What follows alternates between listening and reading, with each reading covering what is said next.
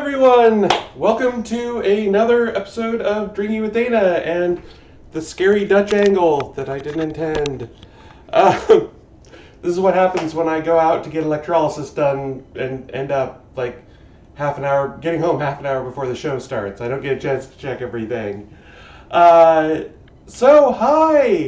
Welcome to our 15th episode. I'm as shocked as you are that this has happened. And also, it's been a wild ride up to here just since the last episode.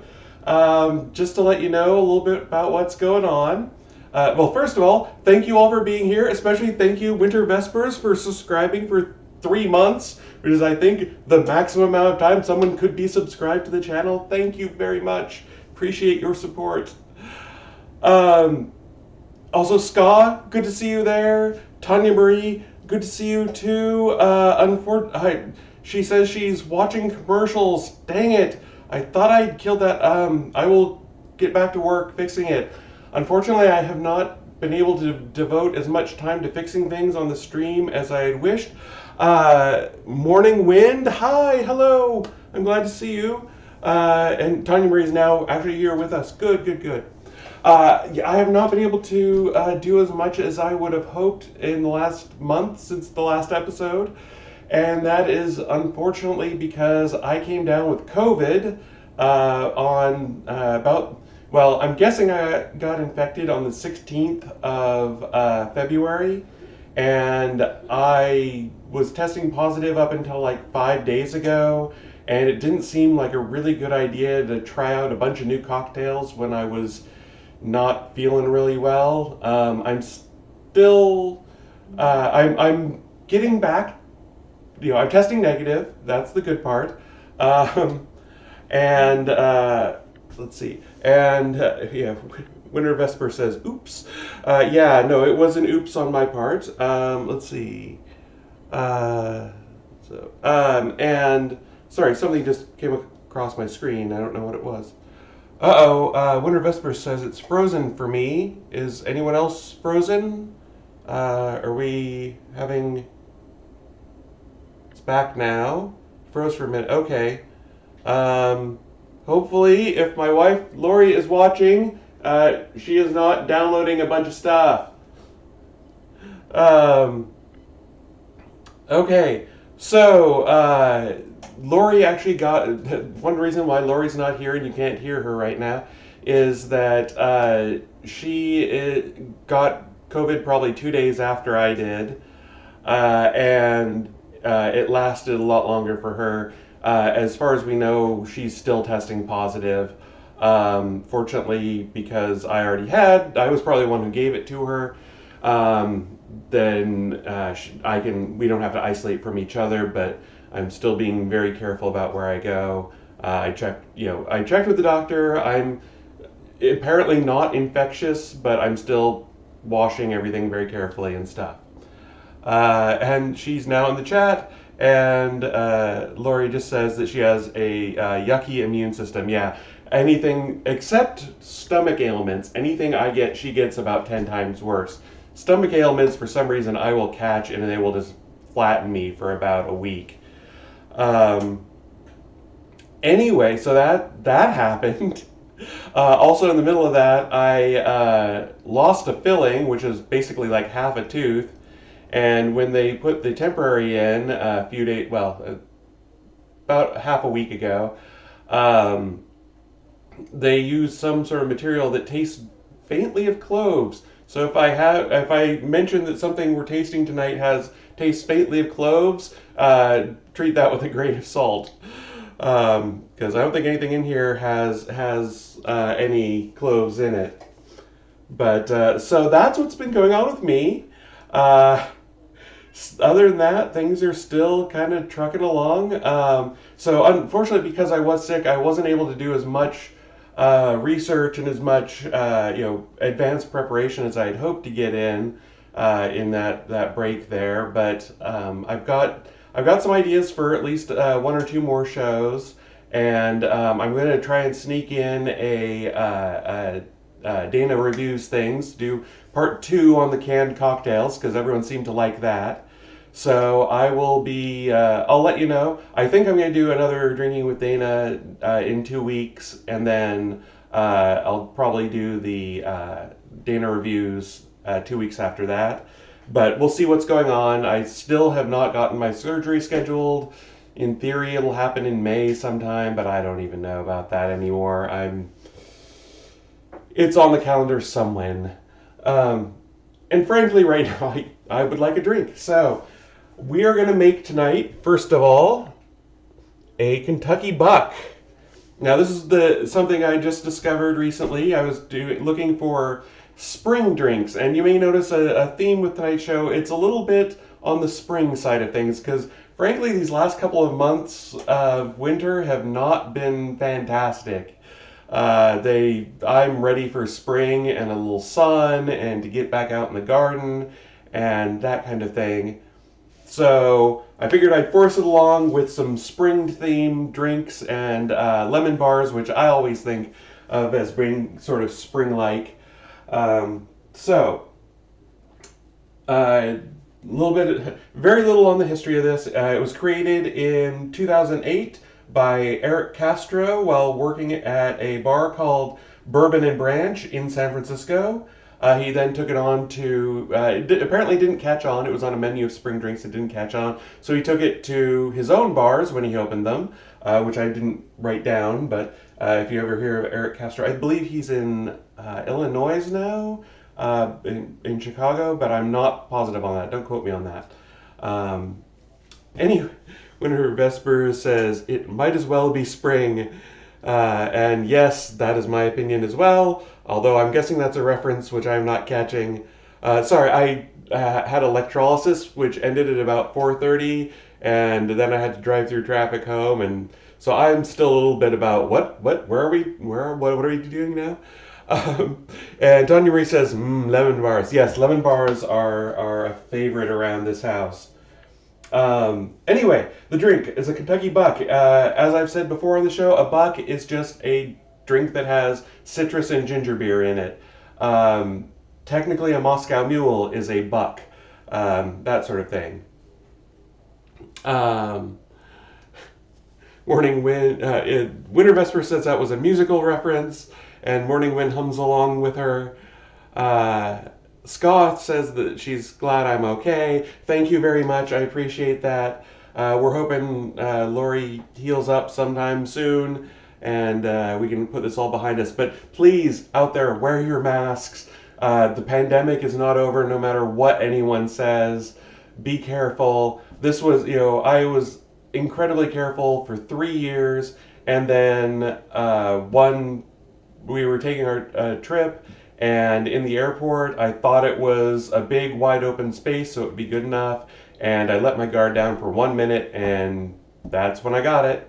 And so, all right. Kennedy too says good evening, and everyone here. Good evening to me and everyone else, and best wishes. Hello, I'm glad to see you. Kennedy too is a mod on another channel. Great DJ, trans DJ. Highly recommend their stuff. I'm blanking on the name. Because I'm not actually in Twitch on my screen here. Kennedy, type their name in. I will give them a shout out. So when she gets there, I will do that. In the meantime, I'm gonna grab my shaker and get started on this drink. DJ Crystal Love, that's right. Sorry, like I say, I'm a little behind the times tonight. So here.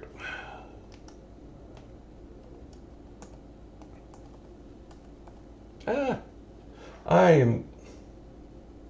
Good Lord, I am really off of it. All right, there we go.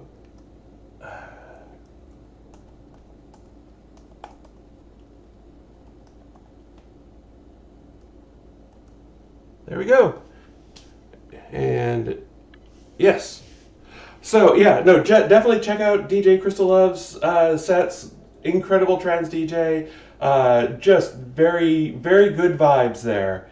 And Kennedy does and I hope I'm pronouncing that right. But they do an incredible job of modding there. I really appreciate that. I am at some point going to have to get mods here. Lori is a mod technically, but she's often in here drinking with me. So, all right, Kentucky Buck. Let's actually get to it. Uh, let's see. I'm going to start by hulling a couple of strawberries. Now, here's the thing about strawberries for cocktails. You want your strawberries to be very ripe. Ideally, almost a little too ripe. They should be a little soft. And the thing is, with fruit like that, and by the way, you'll see I'm using giant strawberries because these are store-bought, and they're pretty ripe. They're the ripest ones I could get, but there's still a little light coloration there. But the more ripe it is, the more flavor you're going to get out of it, and the more accurate flavor. Like, I don't know if you've ever had big grocery store strawberries like these. They don't often have a ton of good flavor to them. They kind of taste like you're chewing on cardboard. Now, I got these at Trader Joe's. We tried them the other day, and they were really good. So I picked the two most ripe out of the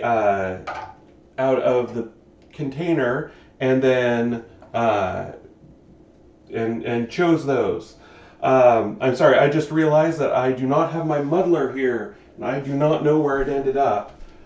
So I will be back in just a second. You can still hear my voice. I'm still shoving because I'm still technically here for anyone who tunes in. Here we go. Here's my muddler. All right. Muddler. So, let's see. And so, yes, strawberries. You want them very ripe. The other thing about this recipe, you're going to want to muddle them with the simple syrup. Now, I always use a 2-to-1 sugar to water simple syrup. It's also called a rock candy syrup. But these days, most recipes you see will use that. This recipe specified a ½ ounce of 1-to-1 simple syrup. And so I just use a 1/4 ounce of my simple syrup and then dilute it down with a little bit of water. So let me put the water in first, because, not on sprayer, although actually it's a little over already. This will just dilute it down to the right amount. So that's how I wrote my recipe here. It's a 1/4 ounce of 2-to-1 simple syrup, and then a 1/4 ounce of water. And you could probably omit the water. I'm just doing it to be accurate to the recipe. And so you have net a ½ ounce that you're adding to your strawberries here. And let me make sure you can actually see what I'm doing here. Lori used the little gripper thing that I have my camera on, and she changed all of the way it's shaped, so I had to try and set it up again. If I'm ever at a point where you can't see what I'm doing, please shout out in chat. Also, let me know if I freeze up again at all, because that was worrying. Let's see. Oh, Winter Vesper says that she loves the hem on this skirt, and it has pockets. Yes, this is one of my favorite skirts. It does have pockets, and I got it at Old Navy for very cheap, but I've worn it for years. I absolutely love it. And, it goes with a lot of different things. So, all right. So you don't need to crush them all the way up, but you do want them fairly mushed up to the point where the liquid in there has changed color at the very least. And gotta tap off any excess liquid. And and by the way, happy International Women's Day to all the ladies out there. I think I have heard that I'm supposed to wear purple, but I got that memo after I'd already picked out this outfit. And since this is the second time I've tried to wear this outfit on the show. Last time I was putting on my makeup and I dropped my lipstick and it left a smear all down the front of the shirt. So it was a little late, and gosh darn it, I'm wearing this. And all the ladies in the audience are saying pockets, followed by Happy International Women's Day from Winter Vespers, because you are my people. Um, oh, actually, speaking of clothes, well, first let me cut up a lemon here and get some lemon juice going.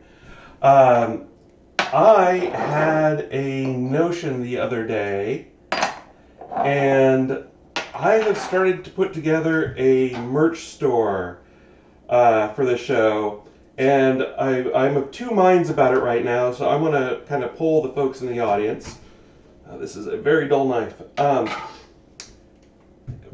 Basically, the reason I did it is because I had what I thought was a funny idea for a shirt, and if I'm the only one who thinks it's a funny idea, I'm still going to buy the dang shirt, and I'm going to wear it. First of all, I need 3/4 of an ounce of lemon juice here. And so I put together a shop on Threadless because no one screamed out at me that it was, committing atrocities or any worse than any other print-on-demand place. So, and they had the best selection of plus sizes and non-crew necklines. And so I set it up, but I haven't activated it yet. So adding my lemon juice here. And because I've only actually been on the air for about 8 months now, and I don't know, first of all, I don't want it to seem like I'm trying to it's a cash grab. I'm literally just doing it because I thought it would be fun. As always, I do not expect tips. I do not expect any money to be flowing from y'all out there to me. You're all friends. You're all showing up for the show. I mean, don't get me wrong. All tips are appreciated. I'm, by the way, adding 2 ounces right now of 90 proof Woodinville whiskey, which is a lovely local whiskey here, or bourbon, actually, I should say. Woodinville Whiskey Company, great distillery nearby. Not a sponsor, but they could be if they wanted to. Anyway, so yes, all tips that come in are appreciated and are spent on more booze and stuff for the show because, as I may have mentioned, booze is not cheap. And also, going towards the fund to replace my Cuisinart, that kind of thing. So, anyway, like I say, merch, not a cash grab, just an idea that I had, thought it would be fun. What do you all think about that? Would you like to see what I came up with? All right, so, got in here now. The muddled strawberries, the simple syrup, the water, lemon juice, bourbon. Not adding the ginger beer yet because you don't want to shake carbonated stuff. Morning Wind says yes. I presume that's to the merch store idea. I'm now going to add ice to this and ice to my glass. So be right back.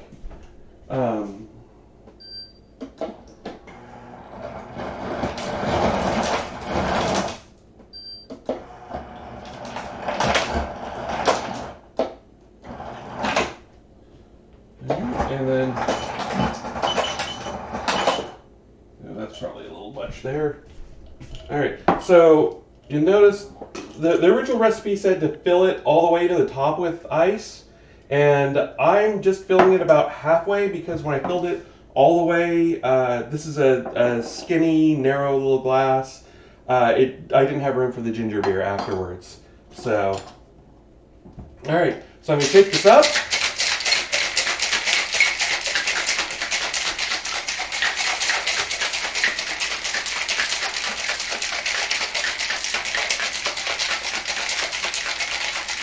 And actually, this is something I forgot to do last time, but I'm going to do this time. We're actually going to double strain this. And what that just means is your normal cocktail shaker has a fairly, I don't know if you can see that there, it's a fairly wide mesh on there. So I've got another strainer that's much finer. It's going to catch all those strawberry seeds as they go through so you don't get them stuck in your teeth.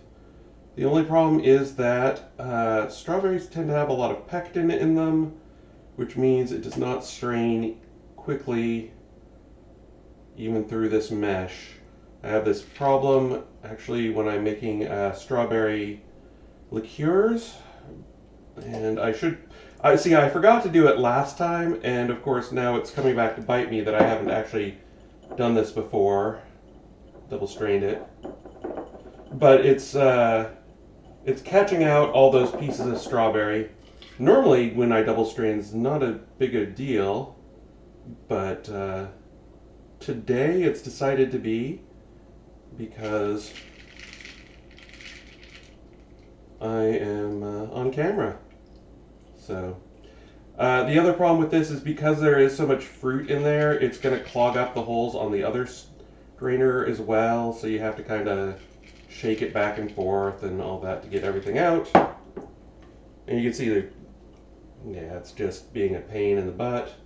No, I don't want to do that. I'm going to use the straw actually to kind of scrape in here. Normally I'd use a spoon, but I did not think to grab one. And I'm just going to stir that around so all the liquid can actually get out. There we go.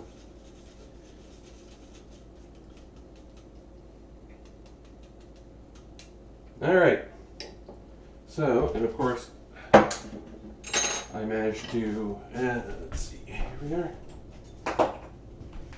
Spill a little bit down the sides because, oh no, actually it's just reflected color in the glass. Good, good, good.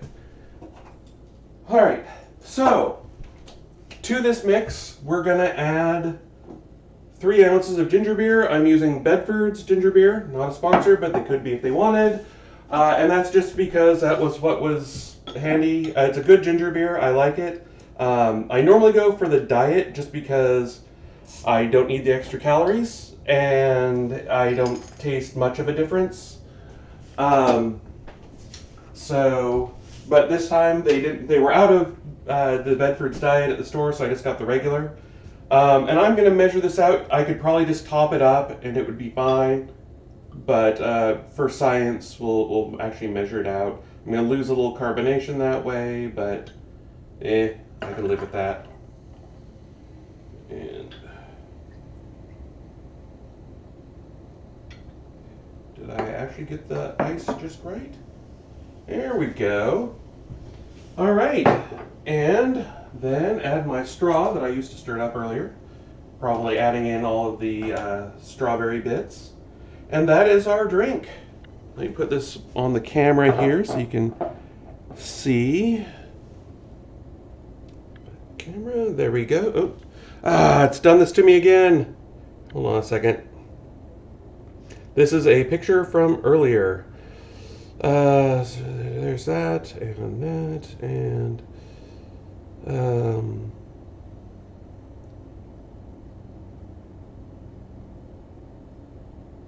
see if it will actually work for me. There we go. There's the drink. It appears as if by magic. So, let me move it forward a little bit, try and get some light in there. But as you can see, just a nice pinkish drink. Tanya Marie says, I love that glass. These glasses have a little bit of a story to them. Oh, and hi, Repentant Imp. Glad to see you here. Catady2 says, oh, pretty. Thank you. Yeah, that's one of the reasons I like this drink. I'm always looking for pink drinks that aren't what do you call them? Cosmopolitans. Because I'm not a fan of Cosmopolitans, I have to say. They're very femme, but I prefer other pink drinks, and this is one of them, actually. So let me give you a taste, and I'll let you know what it tastes like here.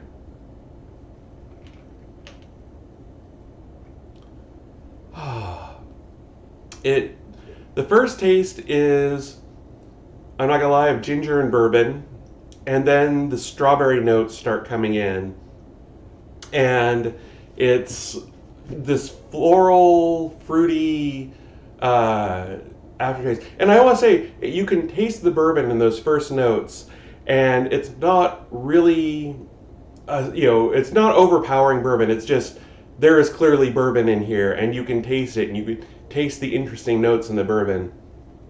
And I apologize, my nose is still stuffy, so and I'm still coughing a little bit, so if I, excuse me, like that. So if I stumble over some words, that's why.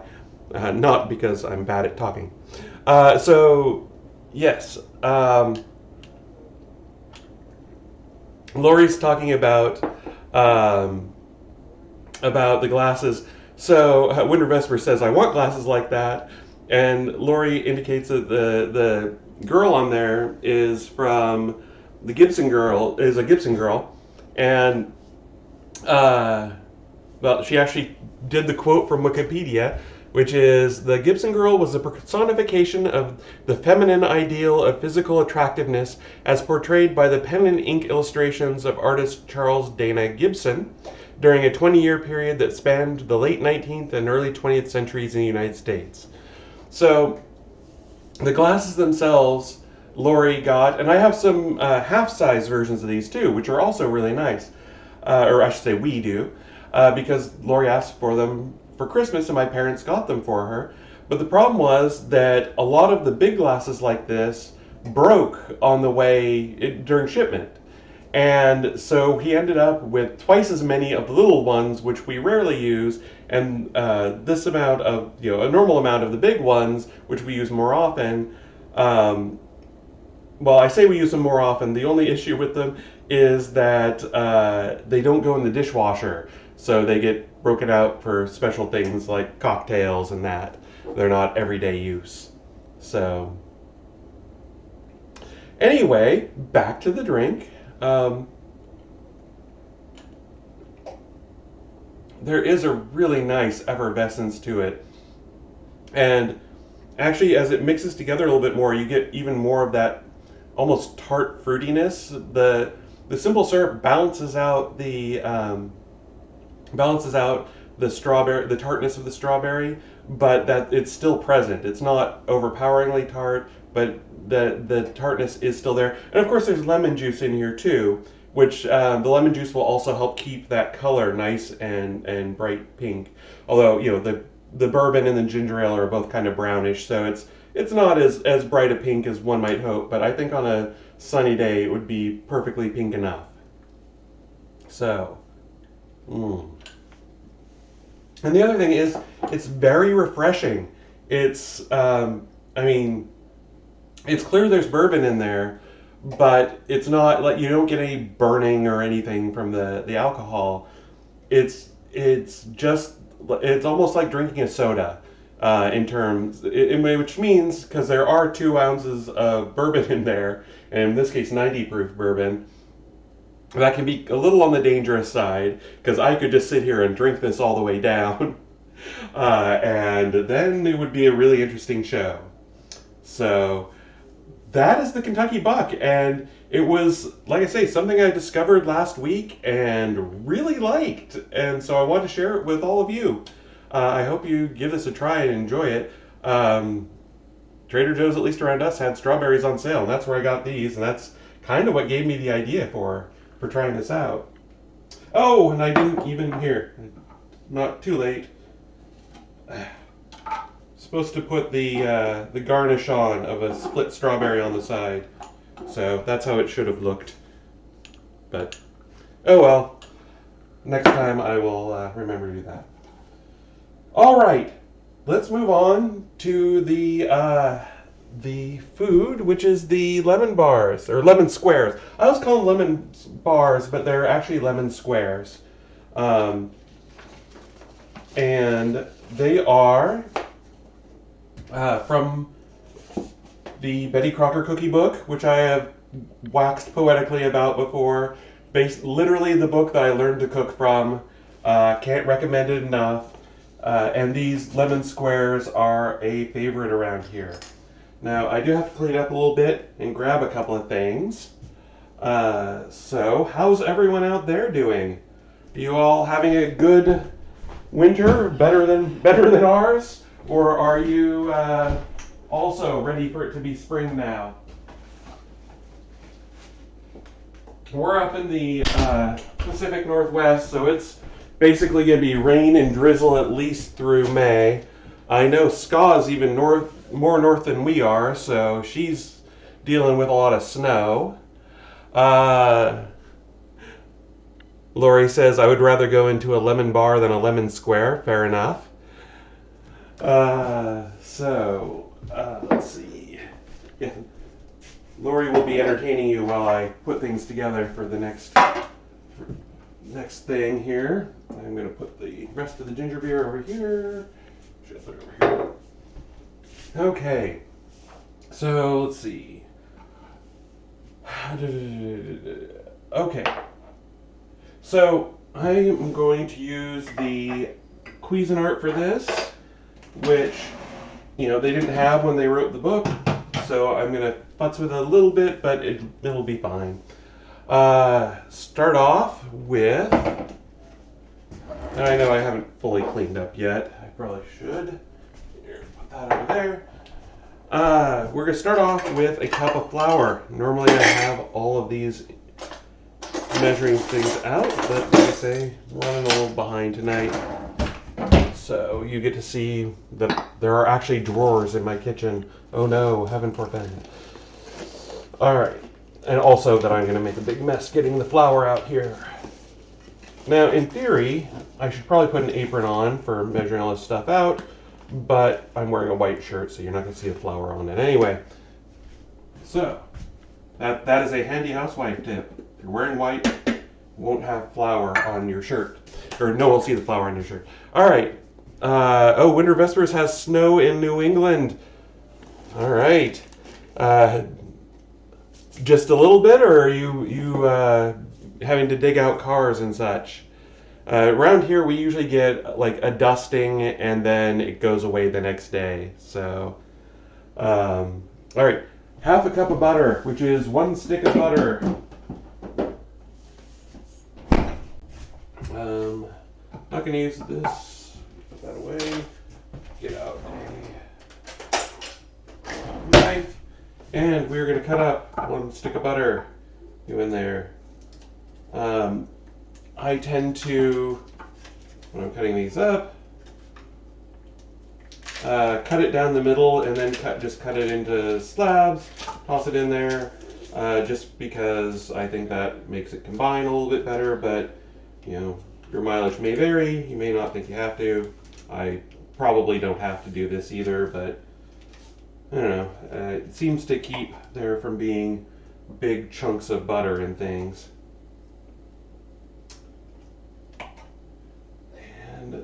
And this always takes a while. Try and do it quickly so my fingers don't melt the butter. Let's see. And this is, you can tell, East Coast butter because it's long and skinny. One of these days I'm going to actually have to watch the video on why that is. I just read the headline. Apparently East Coast butter is long and skinny, and West Coast butter is short and squat. For we are Hardy Hill people here. Alright. Winter Vespers says, nothing like a normal winter for us, but enough to cover everything. See, that's the thing. One of the reasons why I like it here is because we get just enough to cover everything and make everything look pretty, and then it goes away before it melts off.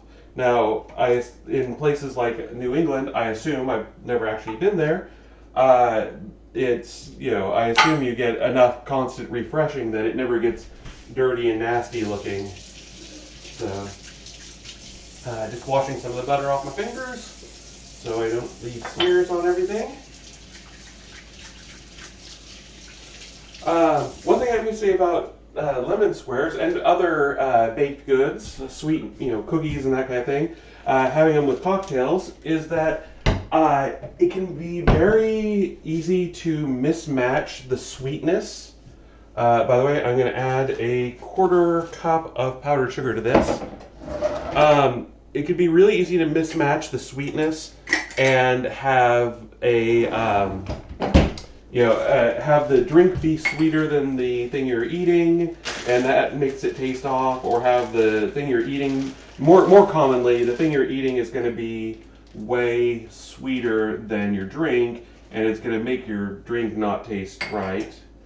And yes, I should probably be sieving the powdered sugar. I'm not going to.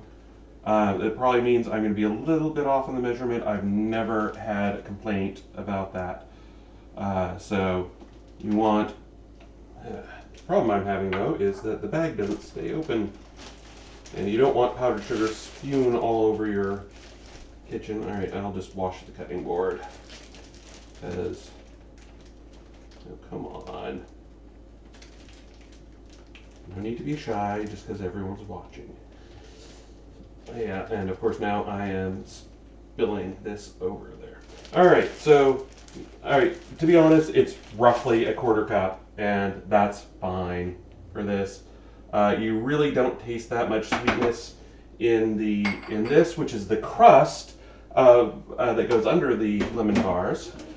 Anyway, so now I'm gonna just pulse this together a few times to get it all together. It should end up looking a little bit like crumbs if I remember correctly. I will also admit the reason I'm making lemon squares in this episode is because I kind of had a craving for lemon squares the other day, and I was like, I should make those. And then I was like, well, I'm looking for something to make on the show, and they're very spring-like, so I should do it then. And so here we are. There we go. Now, I am going to, let's make sure this is all on camera. Got an 8x8 pan. And because I'm suddenly being paranoid and worried that I've got the wrong size pan, because I specifically went out and bought a nice shiny new pan for this, because my old ones have been carved up. Yeah, no, 8x8. I checked that. All right. So got a nice shiny new 8x8 pan. Don't need to put any grease or anything in there because there's a lot of butter in the crust already. Let's see. Winter Vesper says, there used to be winters like that, but it's less common in the last 10 years or so. Yeah, that's kind of how it is. I don't know. We used to get at least one good snowfall every year, and then, some years we got really good snowfalls, and we'd get, snow days from school and all that. Of course, here in Seattle, any snow is going to be a snow day just because there's so many hills around, and makes it really hard to get around. And we're just not used to big snow, so we just kind of figure, if there's enough that it's covering the roads, if it's sticking to the roads, then you just stay home. Everyone kind of acknowledges that it's a snow day. But like I say, there have been a few years in the last 5 or 10 years that, well, actually more than a few, that we just didn't get any snow at all, and other years we get a fair amount of snow. Now you'll notice I'm getting out some cling and seal saran wrap, or whatever you want to call it. And what I'm going to do, I'm going to spread this over the top. Now I don't know if you can see this, spread the mixture I just made across the bottom of the pan here. And what I'm going to do is put the plastic wrap over the top and just kind of press this down. And what you want to do is press really the center more than the sides, so the sides go up. And then when we put the topping in later, it will all stay in the center and not go to the sides and stick to your pan, making it hard to get the lemon bars out. At least that's the idea. And you don't need to press it down super hard, just enough that it holds together and goes up the sides. So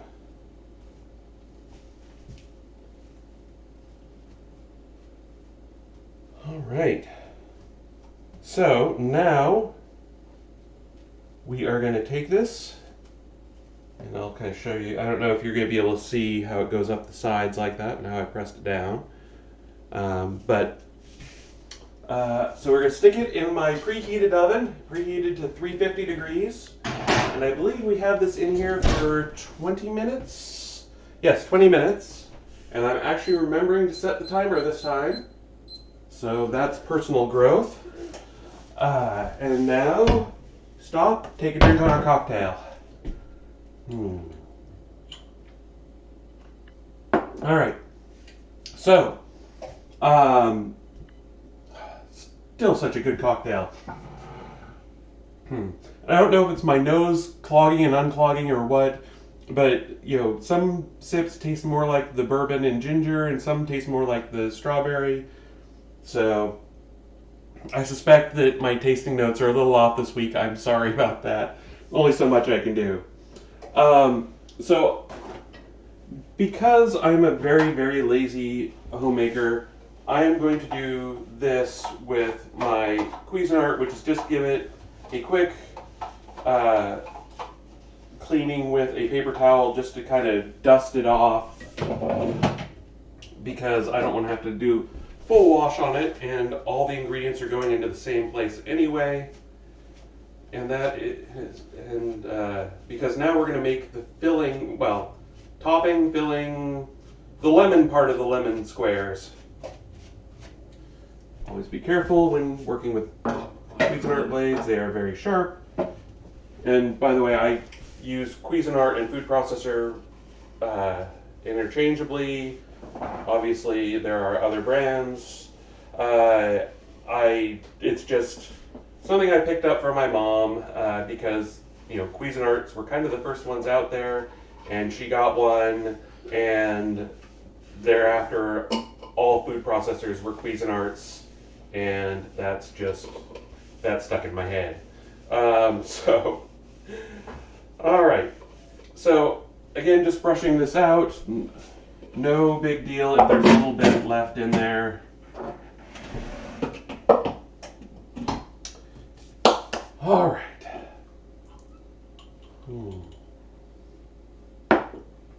So we're going to start with a cup of granulated sugar this time, and I'll use a different measuring cup so I don't get cross-contamination.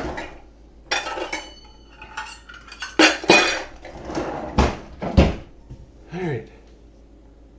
Tanya Marie says, I've never seen a non-Cuisinart food processor. So, who was it? I had one in my head. KitchenAid made one. And I don't remember who I know had one for a while. I didn't think they were... apparently they're pretty good now. They weren't originally. Let's see. Lori is saying that when she grew up in Tennessee, we called all soda Coke. So it was not unusual to ask someone for what kind of Coke they'd like, well before there were different kinds. And it was just as usual to have that answer be Sprite. So, yeah. Apparently that still goes on in the South. We watch another channel on YouTube. And also, hi everyone out on YouTube. And I forgot to say, hi Carlos, if you tuned in. Carlos is the person who did my electrolysis this evening and said he would tune into the show. Carlos, my electrolysis person, is getting married next month, so everyone wish Carlos a happy wedding. Anyway, Tanya Marie says that, yep, the same thing with so all soda being Coke is true in Texas. Repentant says that her food processor is Ninja, which is a interesting, which I've only heard them making like bullet mixers and that kind of thing. And Repentant also says, cheers, Carlos. So, hi, Carlos. I hope he actually tuned in like he promised. Well, he didn't promise. He said he would, and he might have just been polite. All right, which is fine. So we're also going to add 2 eggs to the granulated sugar that I put in there. Remember, it was powdered sugar in the first one, granulated in the second, and all right. So, and I'm again cracking eggs the wrong way. You should crack them on a flat surface. Do as I say, not as I do. Come on. There we go. All of my foodstuffs are making me look bad on camera today. All right. And then that's 1 and 2. Here.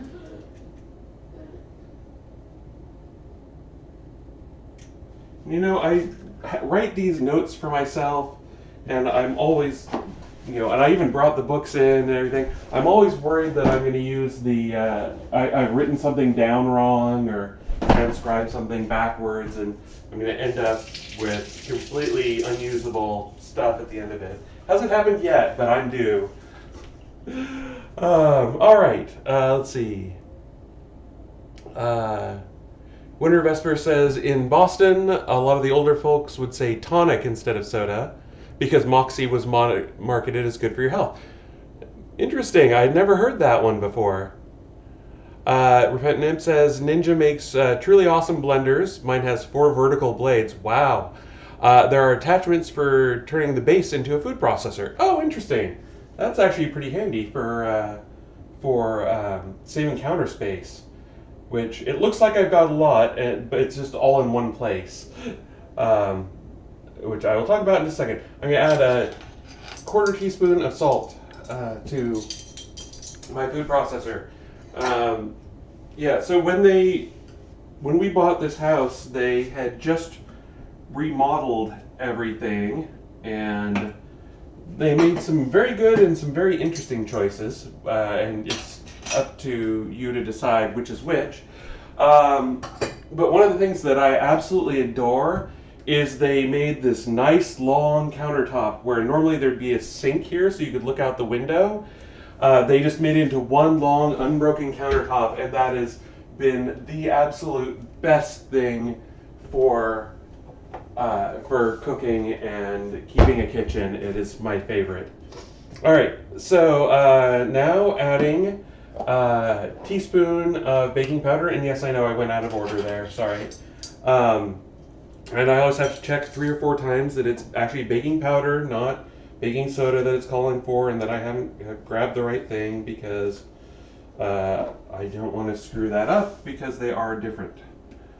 Alright, sprinkle it around there. Alright, and last we are going to add 2 tablespoons of lemon juice.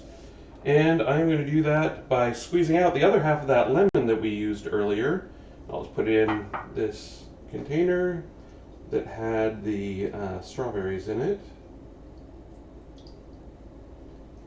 Alright, and I am getting seeds here, but that's okay because I'm going to pour it into a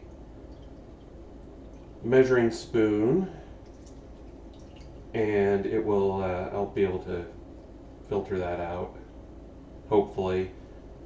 For some reason, citrus seeds are magnetically attracted to whatever you're pouring the juice into.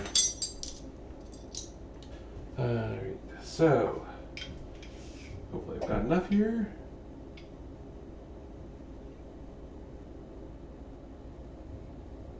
That's 1. And 2. There we go. Didn't even get the seed this time. Alright. Now 2 tablespoons of lemon juice doesn't sound like a lot for something called lemon squares. Its name is literally in the title. But that's plenty of flavor we've got in there. So I'm just going to pulse this a couple times, just to get it all mixed together. I'll just turn it on, actually. Then I'm going to grab my spatula, scrape down the sides, and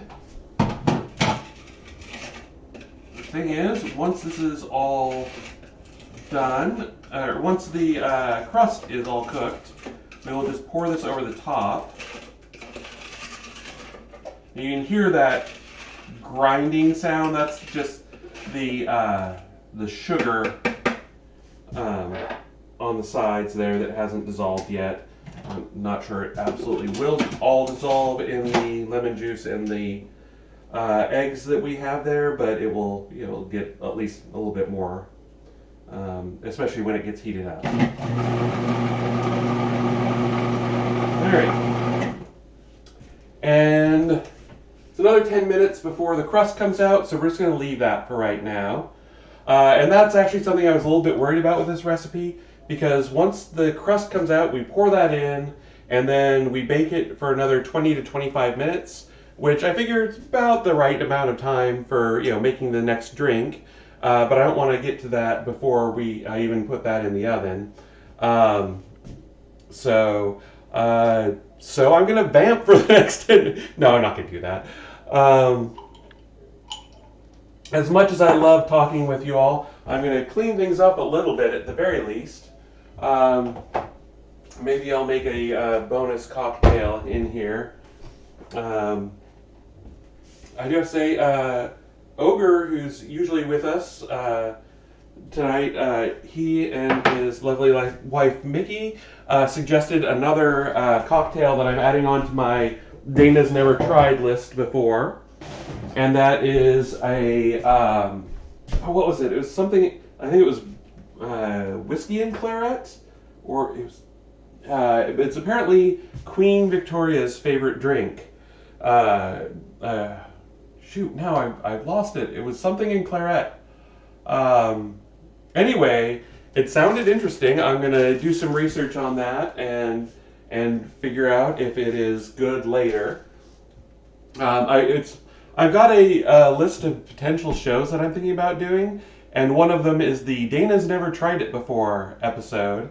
And it's just all drinks that I've never had before, but for that either people have suggested or I've always wanted to try. Like a Caprahina is on there, and again, Ogre suggested a Guinness Punch, which is apparently a Jamaican drink. So there, if you have an idea for a drink or a appetizer or other food thing something you want to see me make on the show, I am all ears. Please let me know in the chat here, or if you're watching on YouTube, in the comments below. And also, as always, I know I kind of focus on the folks here in chat, but if you're on YouTube, thank you very much for watching there. I appreciate you all. Remember, like and subscribe, all that stuff that I'm always supposed to say but never do.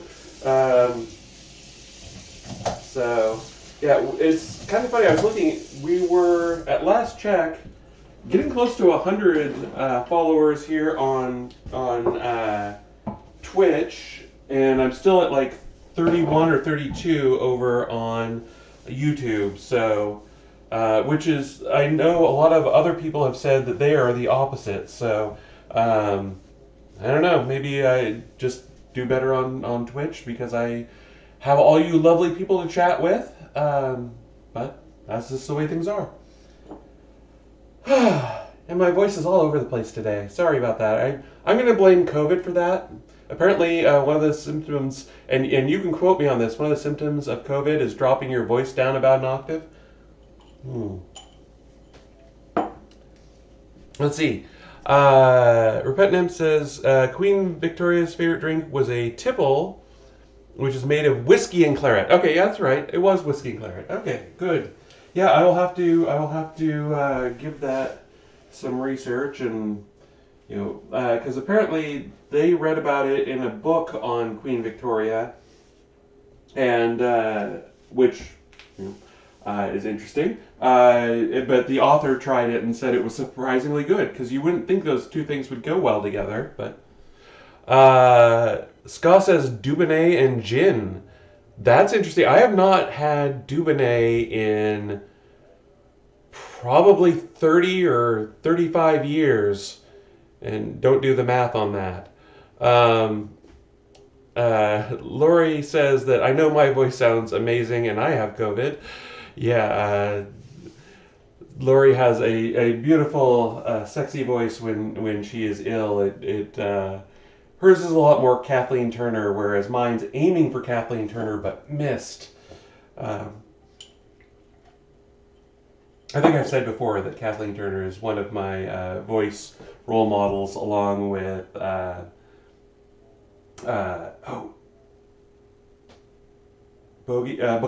Bacall.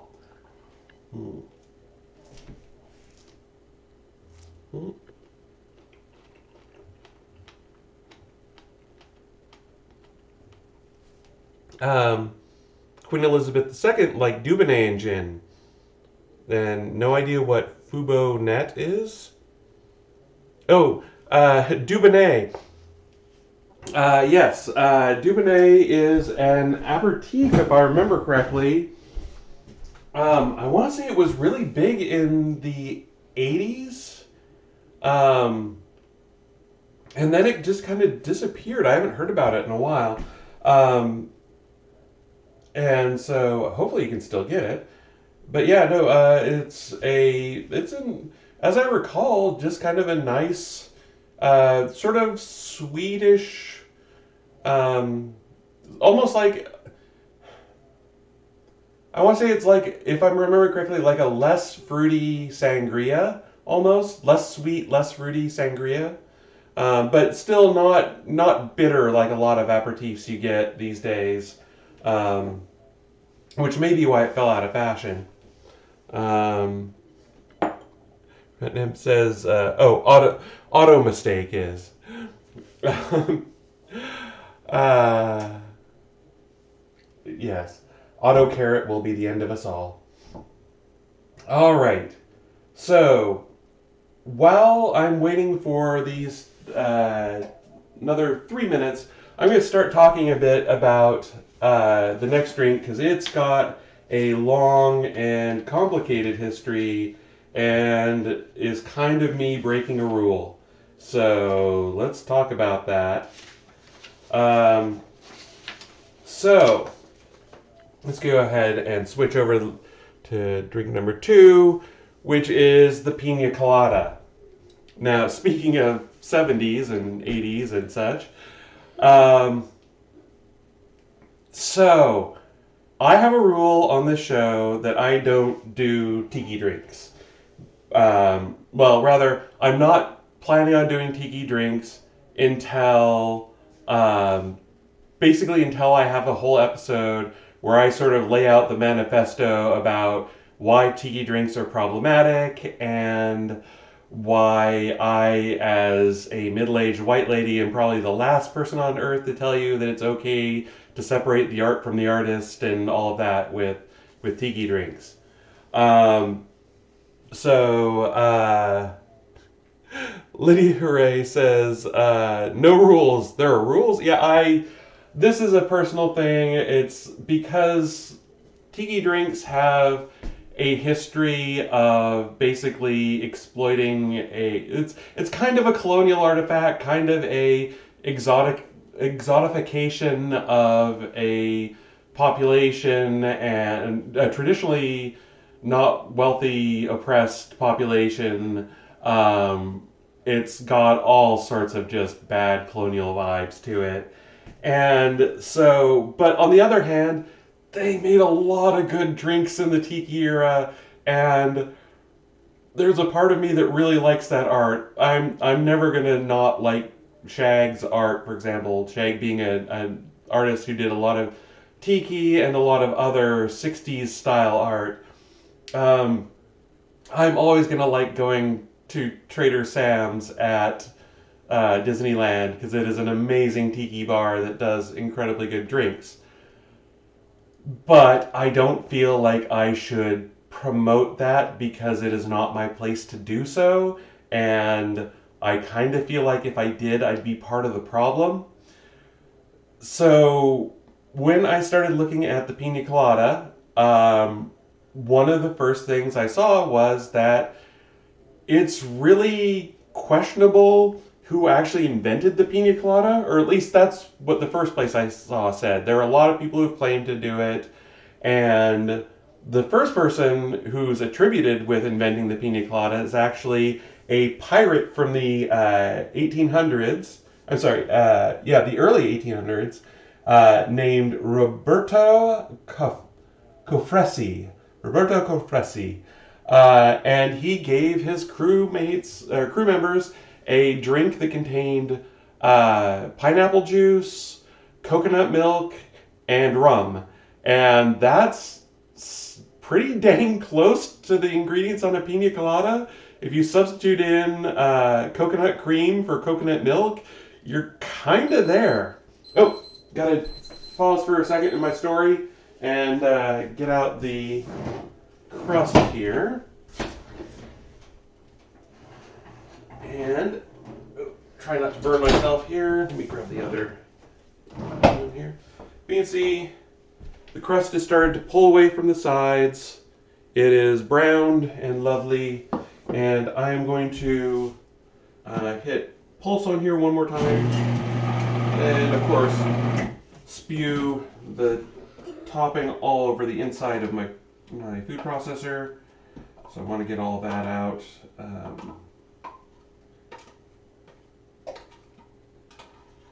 All right, well, that's good enough. Come on.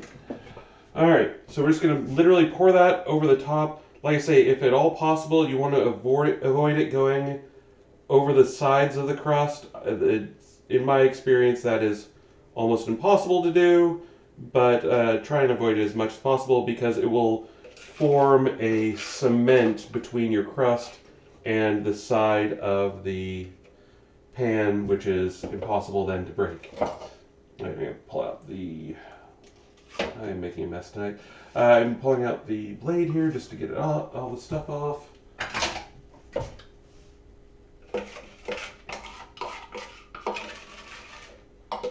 Scrub down the sides. Yeah,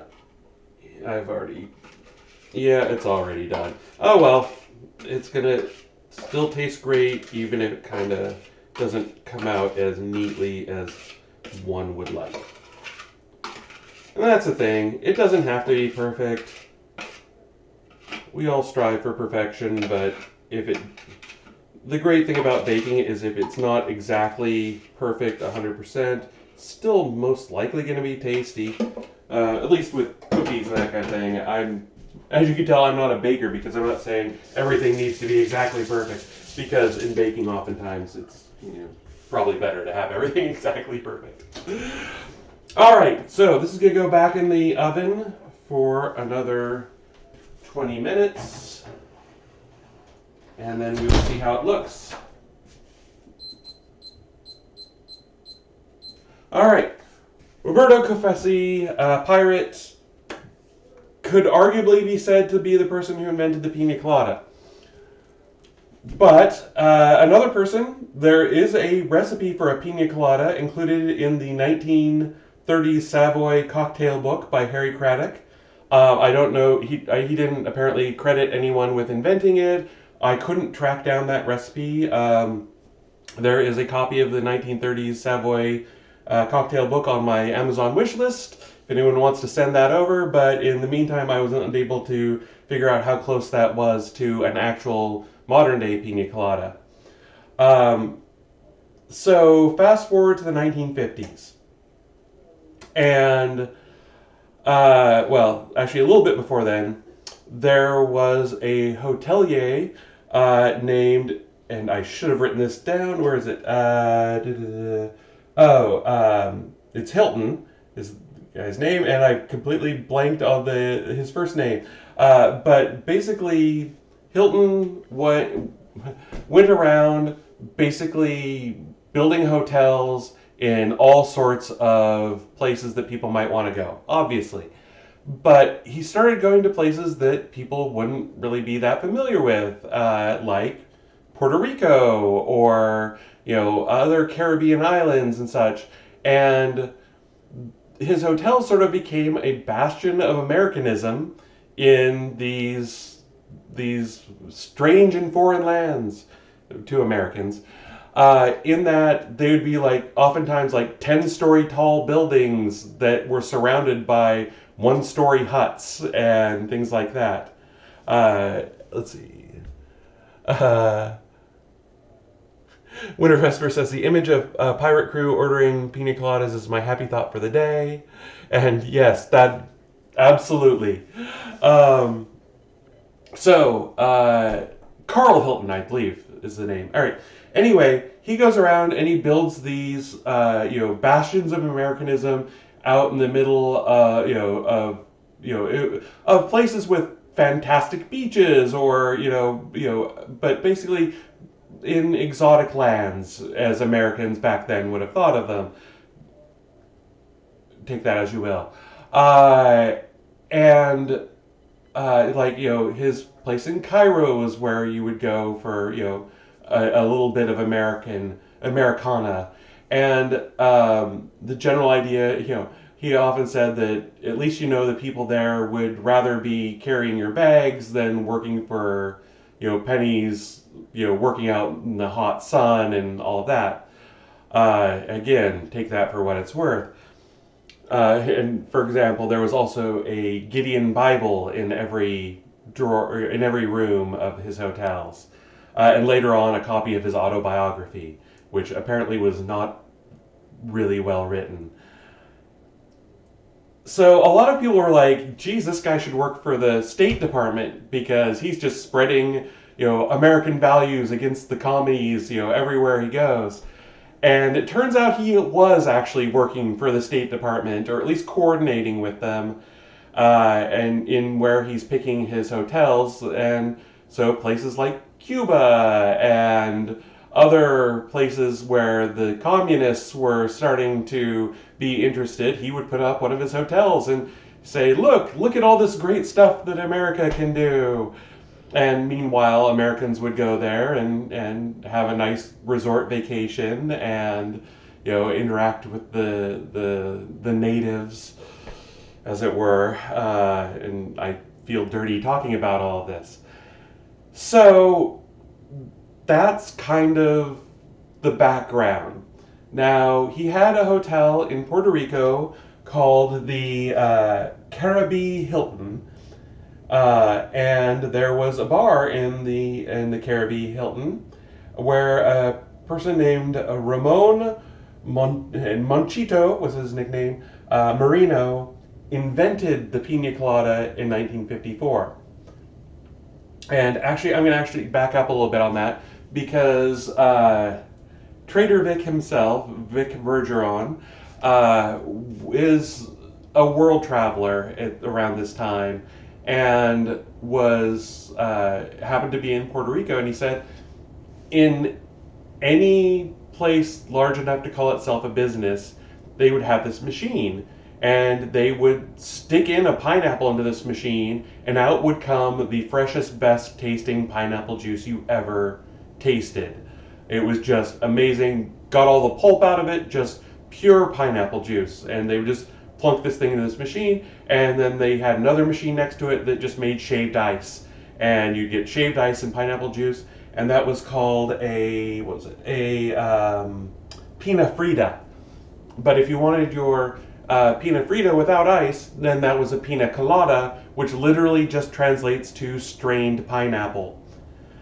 So technically, a Pina Colada is just pineapple juice, but Ramon, or Monchito, was working in the bar at the Caribbean Hilton, and in 1954, Coco Lopez came out, which I should take out of my fridge to warm up a little bit before I try and use it. But still, actually, this is simply coconut, or simply squeezed Coco Real, but basically, Coco Lopez you can still get it today, comes in a can, and it is cream of coconut, or coconut cream.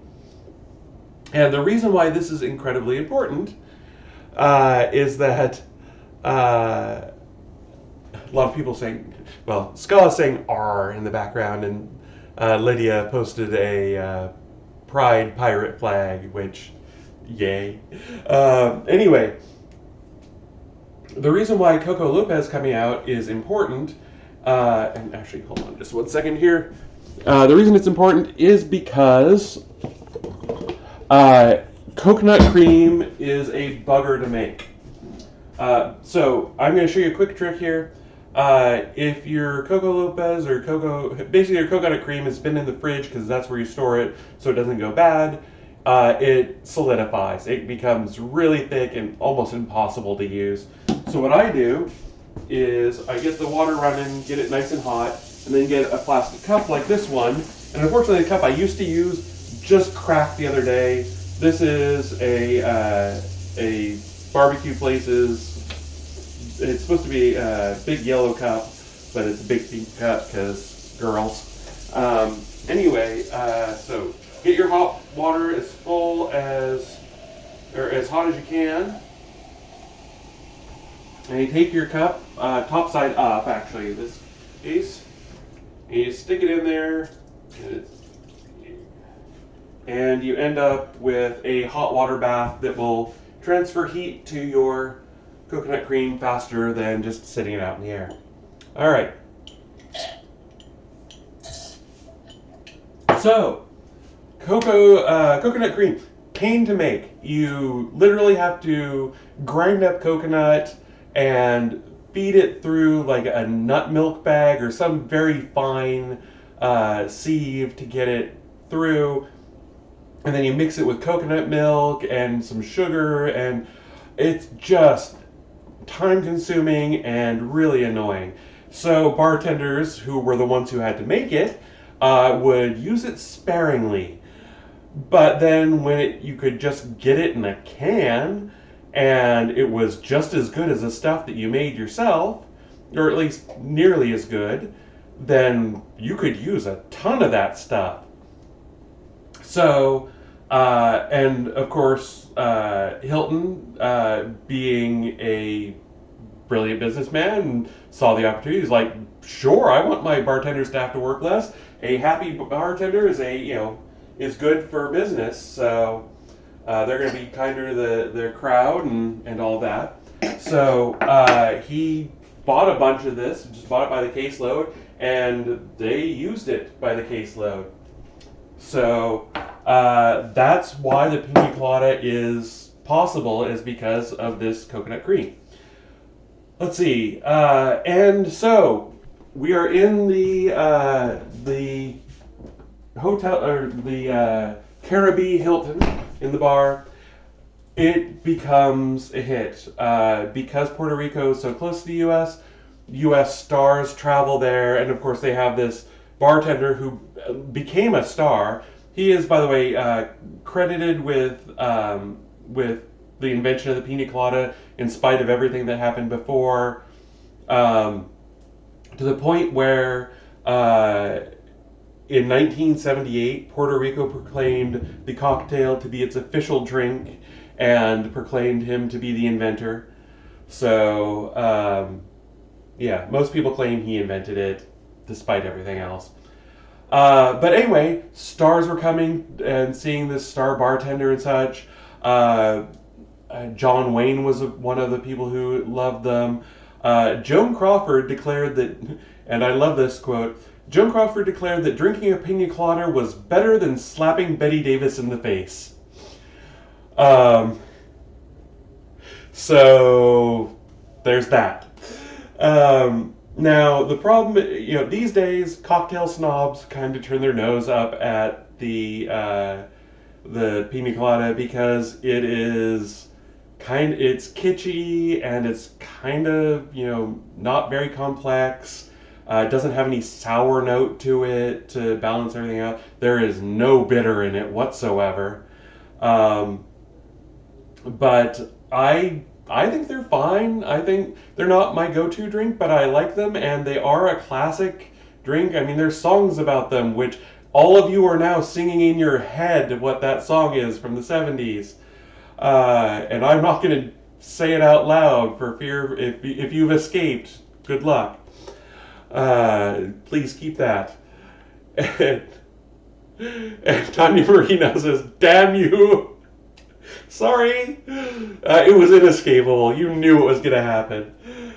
So yes, this recipe comes from Beach Bum Berry's Potions of the Caribbean, which I highly recommend. I highly recommend his books. He is a cocktail scholar, especially of tiki drinks and the tiki era. This book especially, if you want to learn more about rum and the rum trade, and this covers from when rum was invented up until today, and it does not shy away from talking about the slave trade and everything that actually happened in all of that time. I really recommend it, and this is one of the few books like this that I could just read like a novel. It's really good, and it has a recipe like on every other page. Gorgeous, gorgeous illustrations in here. Like, well, here you can see a little bit about it, what it talks about, and you know that if he makes it, the recipes are pretty darn authentic, as well as being good. And when he can't find authentic ingredients, he will talk about them. All right, I now have 7 minutes to make this drink. So that is the history, and so I mentioned that I don't know what I just got on my hands. I mentioned that I'm hesitant to talk about tiki drinks, but I really want to because there are a lot of really good ones, especially when it comes to summer.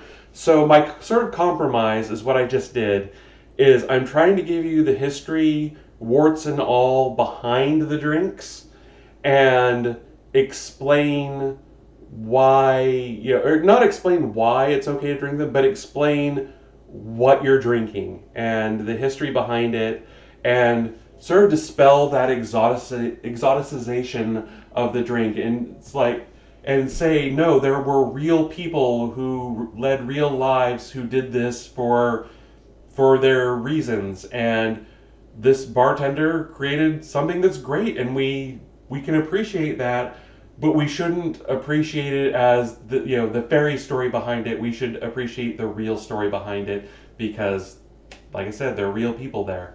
So I don't know if that is a compromise we can all live with. I think I'm still planning on doing a full-on Tiki episode to talk about that, but I have not had time to do what I think is the necessary research on it.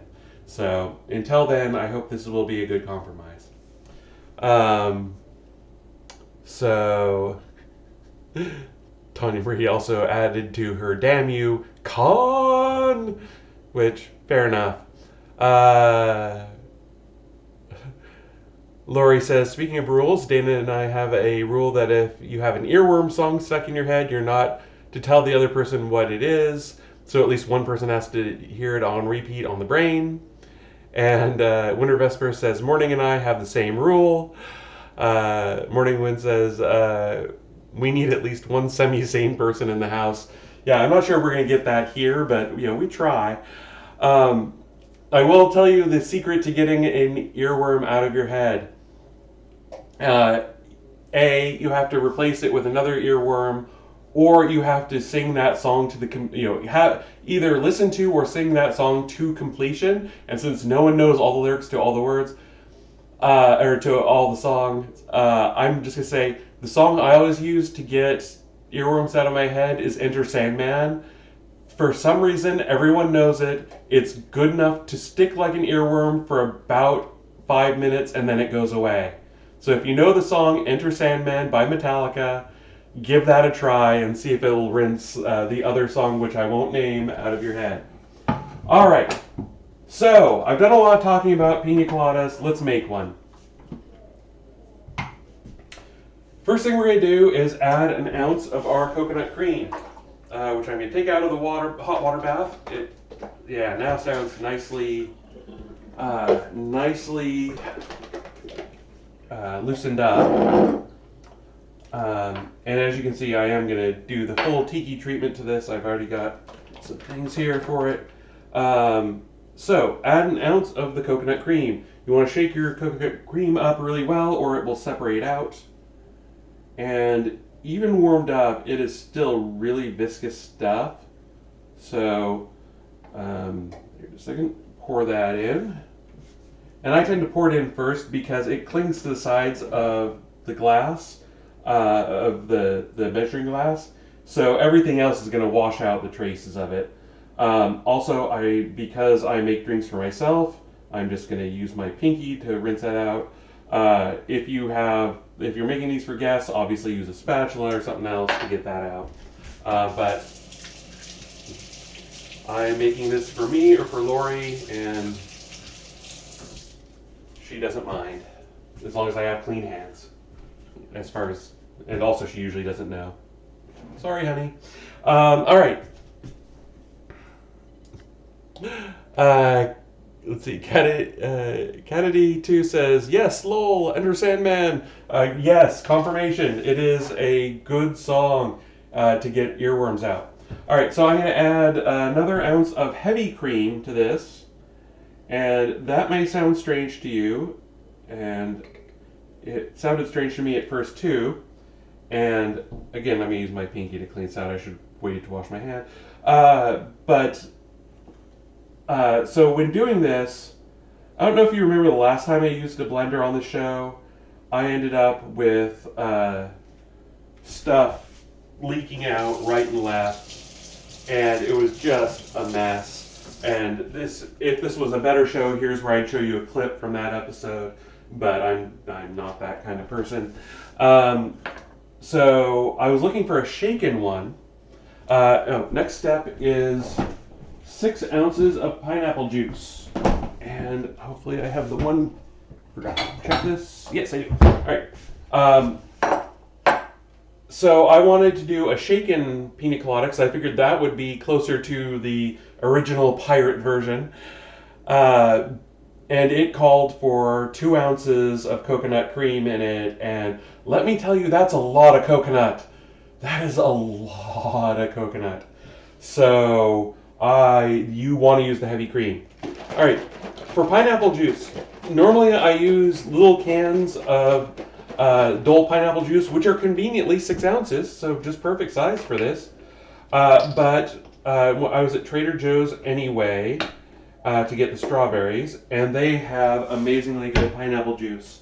And we normally don't keep it in the house in these cartons because we will go through one of these in about a day, and we should not have that much pineapple juice. I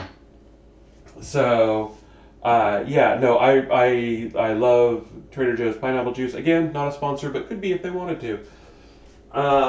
So I'm measuring this out. This is actually 3/4 of a cup, or 6 ounces of pineapple juice. Just easier to use a measuring cup for this, because I'm also going to have to use it for the ice later. As you can see, I have hopefully fixed the leak in the blender. And there are our lemon squares. Yes, take a look. Yeah. So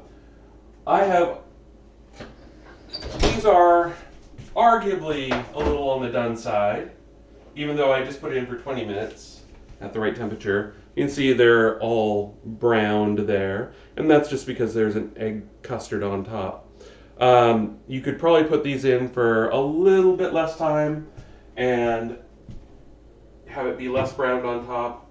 I don't know, my oven's been a little on the warm side lately. I don't know what's been up with it. But I will get back to those in just a moment after I finish making this drink. So, where was I? Okay, so yes, hopefully fixed the problem. It doesn't seem to be leaking at the moment. Add to the coconut cream, the heavy cream, the pineapple juice, the white rum. And you should use a Puerto Rican rum, which I believe, yep, it's a Ilza Rica. It is a Puerto Rican rum. Silver rum for this. You could probably use gold. So let's see. In response to the Enter Sandman, Random Girl says, this changes everything. Lori, you were the one who told me about that. Winter Vesper says, to test it, I'll first expose myself to a vicious earworm song, so I really hope it works for science. Morning Wind watches that in horror as her foot starts to tap, but also says that the bars look yummy. Yes, we will get back to those, like I say, in a bit. All right, 2 ounces of rum here. Measure that out. And you can see that, well, I guess you can't see from there probably, but it is picking up some of that spare cream into the rum, so it's a little bit on the cloudy side. That's good, because you want all that in there anyway. And I am making a mess in this kitchen tonight. All right, I'm doing it for a good cause. Lori says, I meant touching things and not telling me, which now sounds dirtier than I meant. And Scott laughed at that. A lot of people are laughing at that because, yes. Anyway, on that note, we also need to add a half cup of crushed ice to this. So,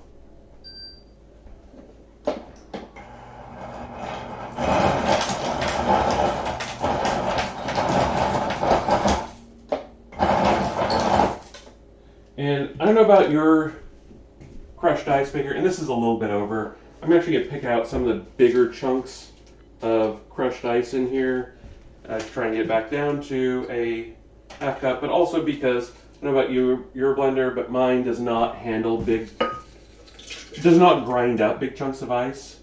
And to be honest, this drink is not going to end up with, not going to be a slushy type of drink. It's going to be a little more liquidy than that with some ice in it.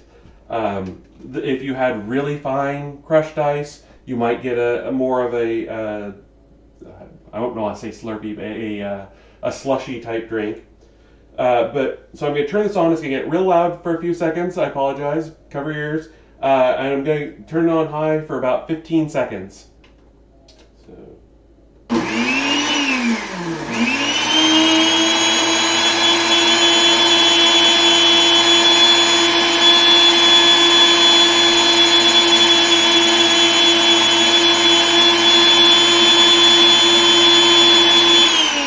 And when I say about 15 seconds, I mean exactly 15 seconds because this is a Cuisinart blender, so it has a timer built into the top.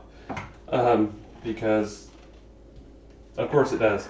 Alright, so I just picked this glass because it looks nice and it will, if I've done my job right, exactly hold this drink.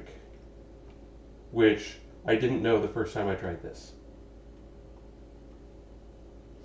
Alright, now, because it is, and I can't deny anymore, it is tiki, we're going to add all the things to it. So, one of the things I've always wanted to try but never have on hand is getting a coconut leaf, or not coconut, pineapple leaf here to stick in the back. Let's see if I can get, it's just going to fall to the bottom, isn't it? Well, it's kind of there.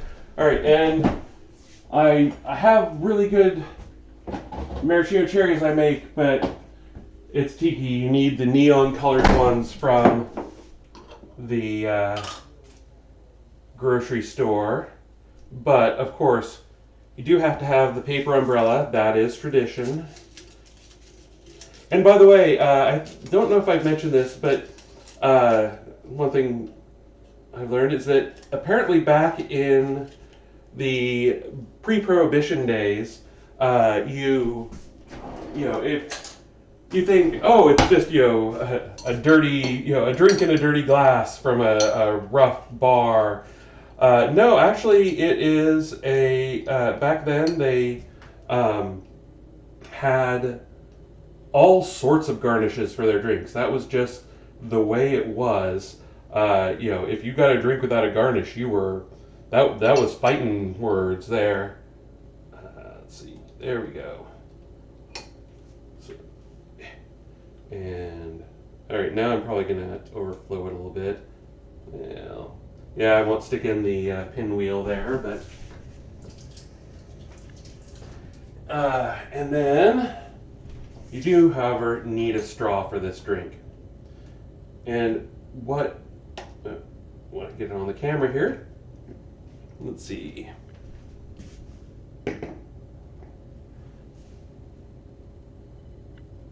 There we go. Yeah, I don't think I even need the light on here. You can see that is a Pina Colada. Here. Complete with tiki accoutrement. But as you can see, it's kind of separating out. There's a layer of coconut foam at the top, and the drink is down below. And the drink is going to be liquidy. There's a layer of ice at the top there. Lots of folks in the chat being all very much yum for that. Winter Vesper says that looks so yummy. Uh, Morning Wind says that looks amazing. Lori does comment that with any drink that takes those cheap maraschino cherries, I always put in extra ones depending on how bad her day has been, because that makes her feel better. All right, let me go back here to this, and I will tell you how it tastes.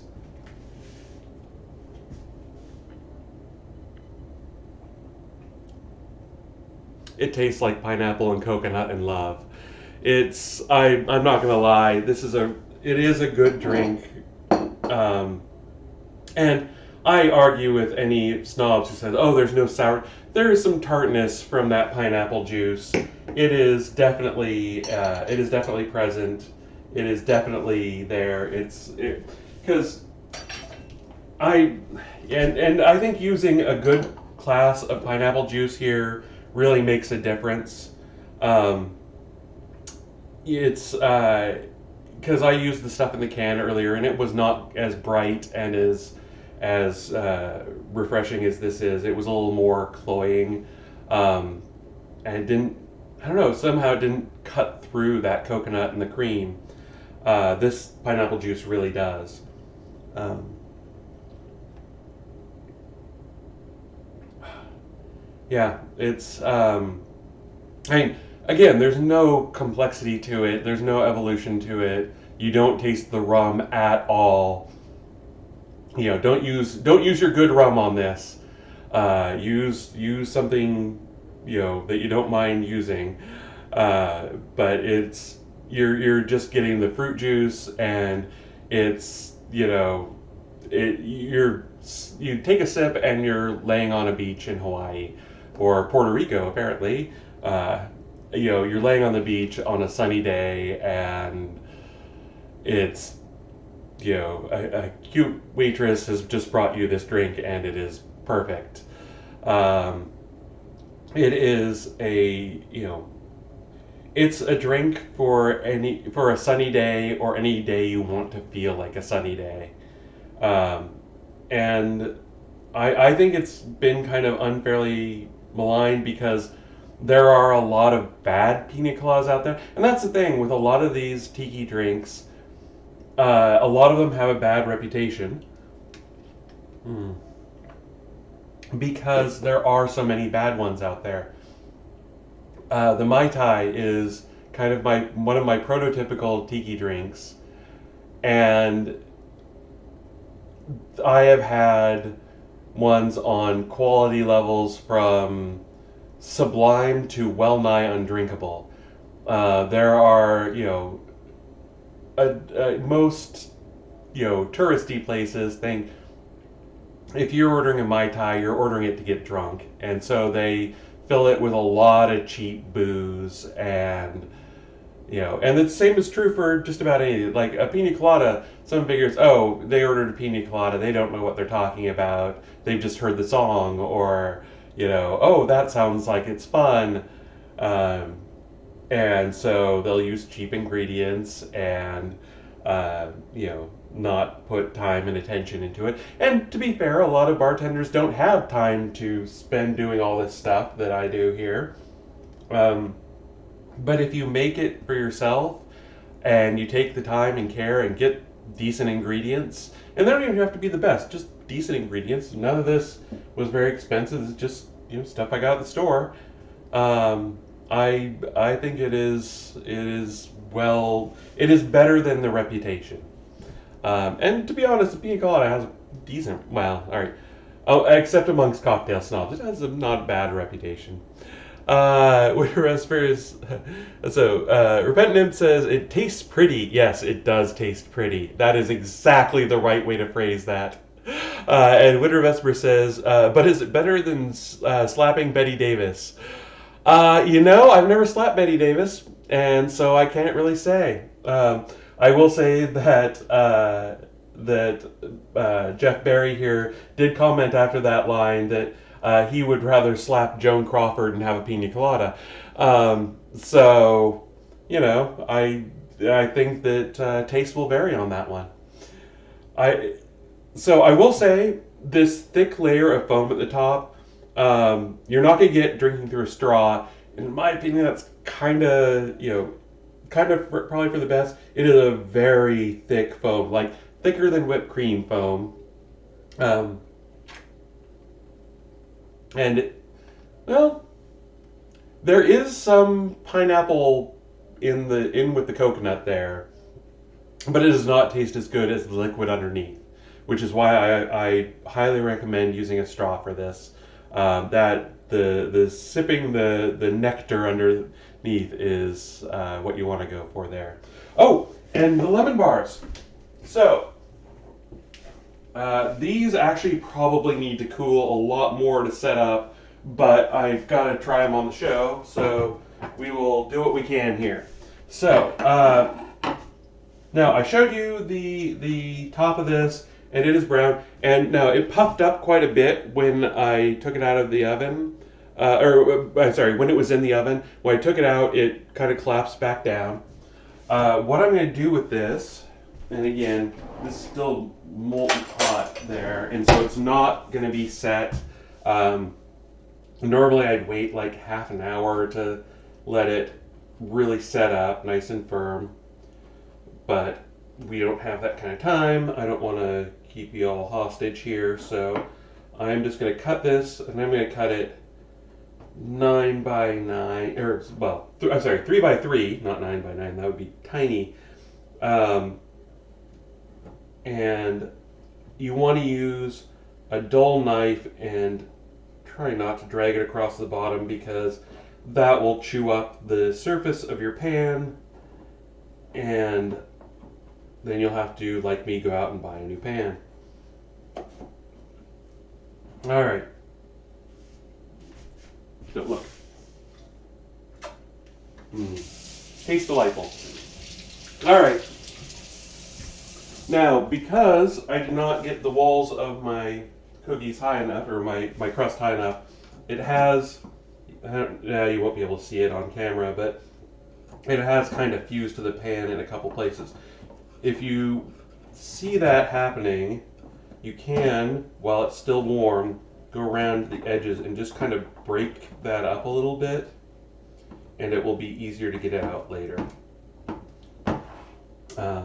before it sets up like concrete or glue. Alright, now the other thing you can do here, and I normally don't bother, alright, sometimes I don't bother, is you can take a little bit of powdered sugar here. I'll set it there. I'll wash that again. Like this. And you don't need very much. And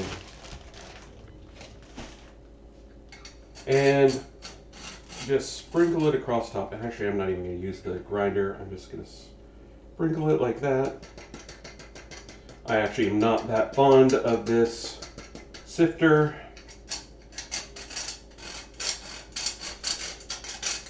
I thought it would be cool, unlike the hand cranked, or the ones we squeeze to make the thing go back and forth, but I don't know, maybe this just isn't a very good one. Alright, and like I say, that's just a little bit of powdered sugar across the top, makes it look a little nicer, a little more traditional there. And I will get out a plate and a server and get one of these out and see how they taste. Like I say, these are still really hot. They're going to be a little drippier than normal, but they should, actually they set up pretty well. Let's see, what was I going to say? So we'll see how it goes with the Pina Colada too in just a minute, but one of the things I really like about these is the crust, especially when it does get a little bit of the filling on the outside. It's almost chewy and caramely, like a really hard but not quite, a really hard caramel. It's not quite toffee, And I love that. That's what I was really craving. Uh, Winter Vesper says it is scrumptious. Winter Vesper, she says Twitch filters out scrumptious. They're scrumptious. Strange. Um, and Retnip says the action on the sifter seems very stiff and wrong. Her grandma's was smooth and easy. Probably from long use, honestly. This is fairly new, and I don't use a sifter very often. Um, but oh, and Morning Wind says I love these plates. Yes, these are our dessert plates. They go with our regular plates. We got them when we got married. Um, let's see. Tanya Marie says have to run. Good stuff tonight. Good seeing you, Tanya. Tanya Marie. I hope to see you soon. Uh, and good luck on your big day, which we're not going to elaborate on further. Let's see. Lori says, liquid or solid, it's pretty tasty. Morning wind degrees. All right. So, let me tell you about it.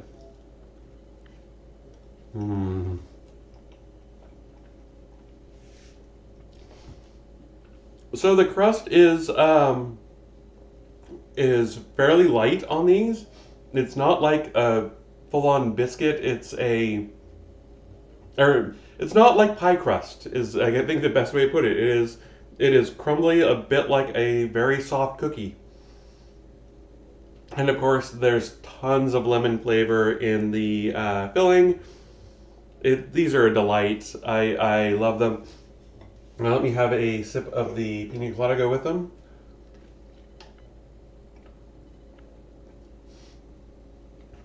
So oddly enough, the pina colada is actually a little more tart than the lemon bars.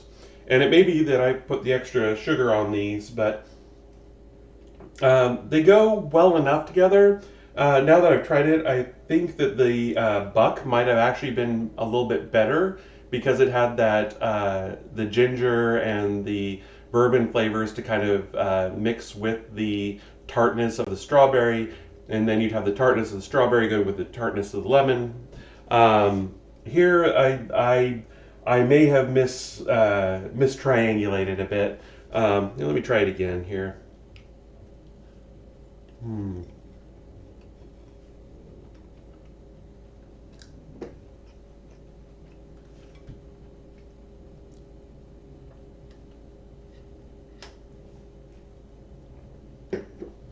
Yeah. All right. I did mistriangulate. It's close.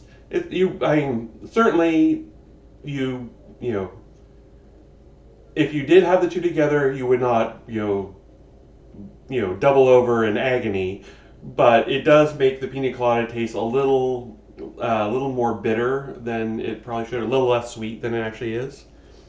So, all right. Morning Wind wants me to dunk it in the colada cream. All right. And Scott just says, taste, taste, sip, taste, taste, sip. Yeah, my life is very hard. All right, I'm going to take my garnish out here. And for science, we'll dip it in the colada cream. There we go.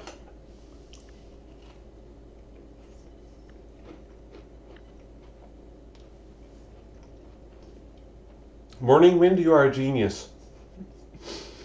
That is a excellent match. Basically, you get that taste of the coconut cream, the coconut and pineapple and fruit, and then it gives way to the crunchiness of the crust and just a little bit of the lemon uh, that's clinging to the sides there. But you're getting more cookie than lemon at that point, or more crust than lemon, I should say. So you don't get that overwhelming dose of sweetness.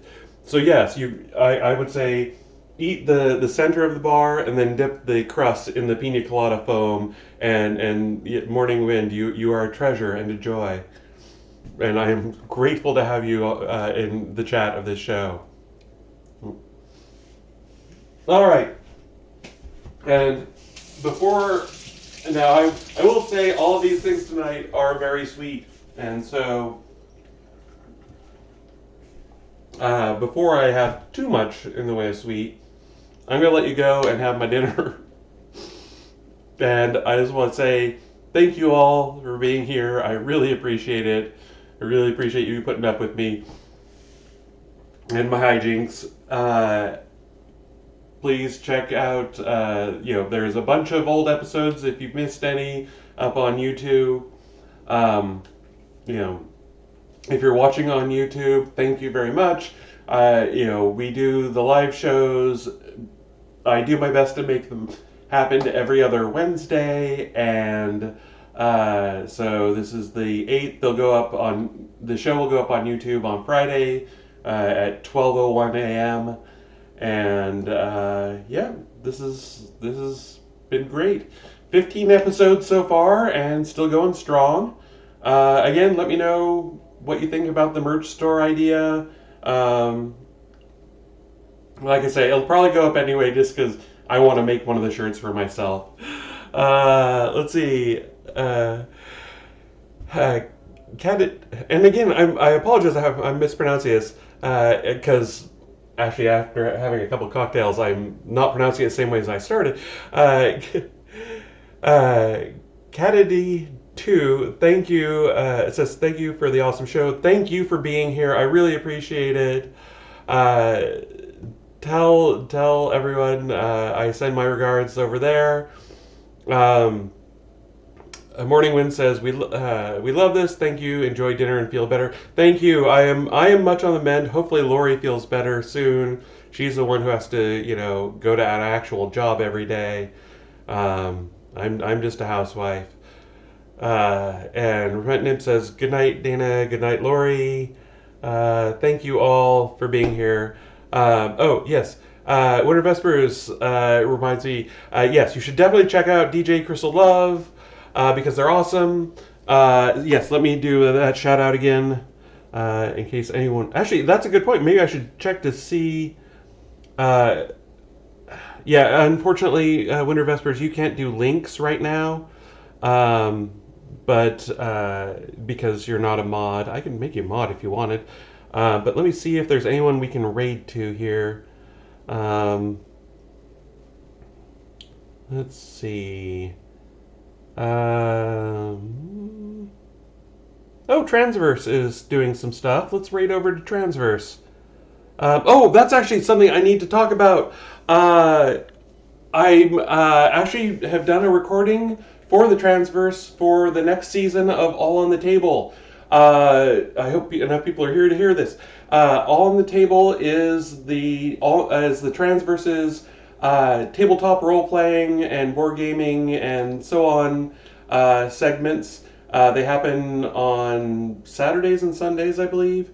But I did a lot of stuff for season 1 of All on the Table. This time I'm at least for right now, only on one of the shows. It's called Vigilantes Union Number 13. It's going to be a really fun superhero game. And I am playing a character named Amber, who is, at least for me, is a delight. The best way I can sum her up is, what if Kronk had Superman's powers, but was also a girl? Just run with that in your imagination. That's kind of where she is. It's a pre-recorded show, so there's no live interaction, unfortunately, but it's being done anthology style. So basically, you'll start getting the introductions to all the characters, and then you might start seeing them interact like in actual comic books and so on. So I've recorded the first segment. I don't know when it's going to go up, probably in the next month or so. I'll let you know as soon as it goes up. So, all right, we're going to raid the Transverse now. They're doing a different show, though. Oh, here we go. Oh, come on. There we go.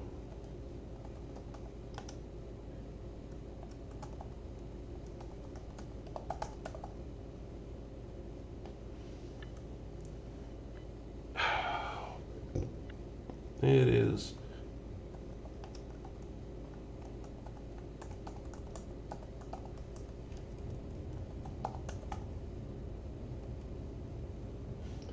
Alright, why am I not... The translation. Huh. Oh, I think I know why. Alright. So, thank you again all for being here. We're going to raid over to the Transverse, and we will see you in 2 weeks. Bye.